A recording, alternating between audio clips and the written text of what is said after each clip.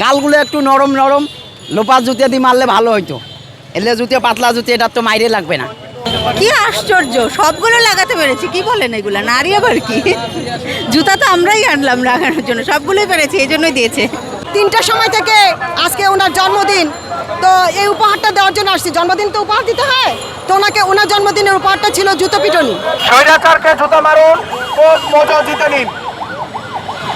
স্বতঃস্ফূর্তভাবে আমাদের কর্মসূচি পালিত হচ্ছে। আপনারা কেউ দূরে দাঁড়িয়ে থাকবেন না। মনের যত ক্ষোভ আছে সেগুলো আপনারা মিটান।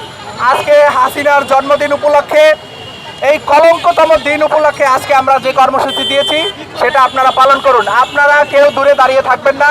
এটা স্বৈরাচার হাসিনাকে জুতা মারা উপলক্ষে আর কি। যে মারবে তাকেই দেবে। 5টা লাগাইতে হবে, 5টা মারতে হবে, 5টা লাগাইতে পারলে হচ্ছে এটা দিবে আর কি। 5টার ভিতর 5টা লাগাইতে হবে আর কি। সে যে কাজ করেছে তার পরিপ্রেক্ষিতে কিন্তু এরকম একটা আয়োজন করা হয়েছে।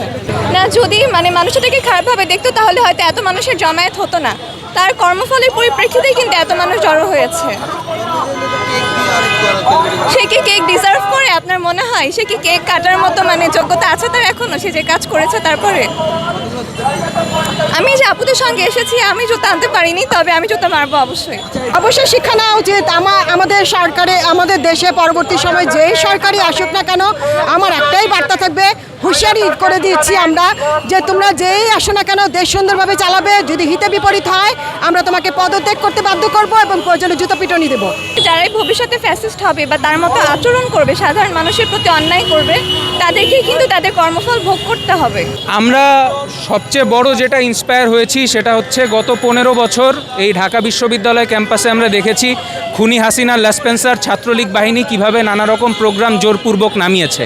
তো আজকে এই আমাদের নতুন স্বাধীনতার সময়ে এই ক্যাম্পাসে ছাত্রলীগ নাই, দেশে হাসিনা নাই, কিন্তু তার এই যে জন্মদিন, যেটা আজকে এতদিন ধরে খুব ভাবগাম্ভীর্যের সাথে পালন হয়েছে, আমাদের মনে হইলো আমাদের কিছু করা উচিত।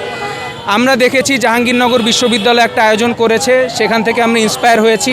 সো আমাদের মনে হয়েছে যে ফ্যাসিস্টরা যে যুগে যুগে এভাবে পতিত হয় এবং দিন শেষে তাদেরকে এভাবে জনগণের জুতা খাইতে হয়, সেই জিনিসটা যেন আমরা চোখে আঙুল দিয়ে দেখাই দিতে পারি, এই জন্য আমাদের এই আয়োজন।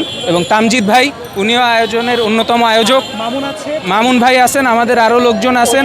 এবং আমরা কোনো নির্দিষ্ট দল বা মতের লোক না।